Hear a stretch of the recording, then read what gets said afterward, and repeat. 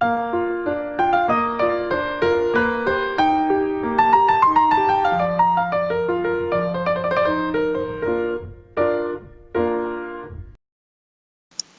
4. When Jane and Elizabeth were alone, the former, who had been cautious in her praise of Mr. Bingley before, expressed to her sister just how very much she admired him. "He is just what a young man ought to be," said she. "Sensible, good-humoured, lively, and I never saw such happy manners. So much ease, with such perfect good breeding." "He is also handsome," replied Elizabeth, "which a young man ought likewise to be, if he possibly can. His character is thereby complete." "I was very much flattered by his asking me to dance a second time. I did not expect such a compliment." "Did not you? I did for you. But that is one great difference between us. Compliments always take you by surprise, and me never. What could be more natural than his asking you again? He could not help seeing that you were about 5 times as pretty as every other woman in the room. No thanks to his gallantry for that. Well, he is certainly very agreeable, and I give you leave to like him. You have liked many a stupider person." "Dear Lizzie!" "Oh, you are a great deal too apt, you know, to like people in general. You never see the fault in anybody. All the world are good and agreeable in your eyes.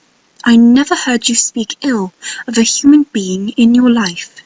I would not wish to be hasty in censuring anyone, but I always speak what I think.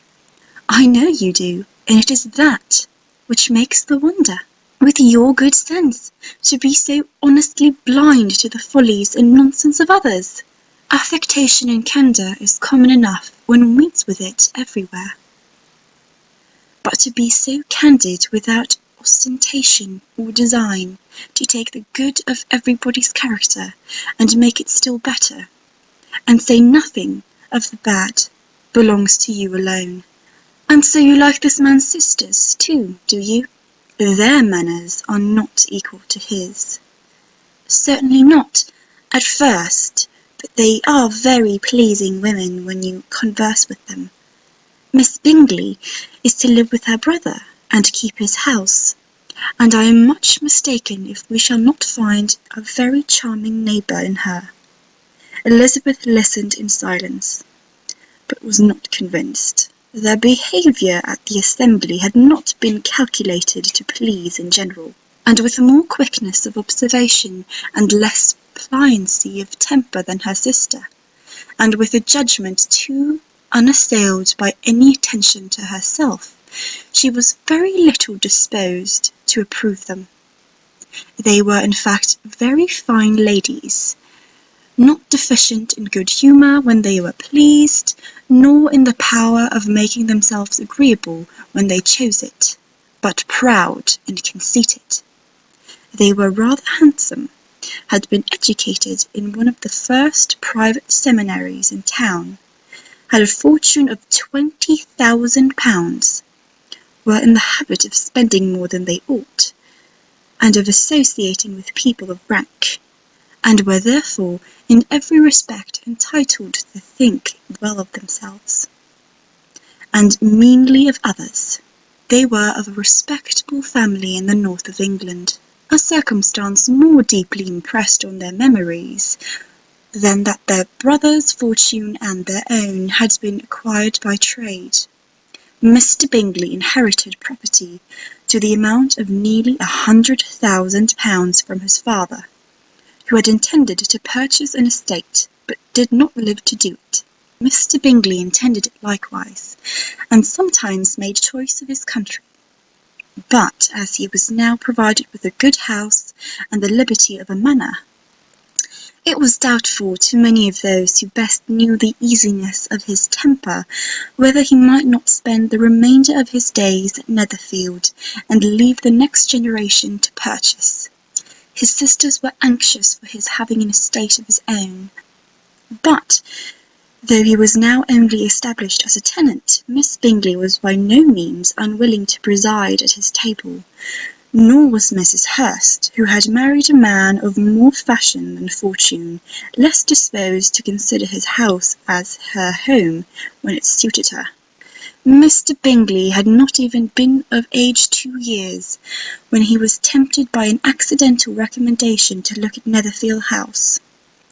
He did look at it, and into it for half an hour, was pleased with the situation and the principal rooms, satisfied with what the owner said in its praise, and took it immediately. Between him and Mr. Darcy there was a very steady friendship, in spite of great opposition of character. Bingley was endeared to Darcy by the easiness, openness, and ductility of his temper, though no disposition could offer a greater contrast to his own, and though with his own he never appeared dissatisfied. On the strength of Mr. Darcy's regard, Bingley had the firmest reliance, and of his judgment the highest opinion. In understanding, Darcy was the superior. Bingley was by no means deficient, but Darcy was clever. He was at the same time haughty, reserved, and fastidious, and his manners, though well bred, were not inviting. In that respect his friend had greatly the advantage. Bingley was sure of being liked wherever he appeared.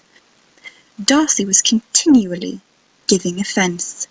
The manner of which they spoke of the Meryton assembly was sufficiently characteristic. Bingley had never met with more pleasant people or prettier girls in his life.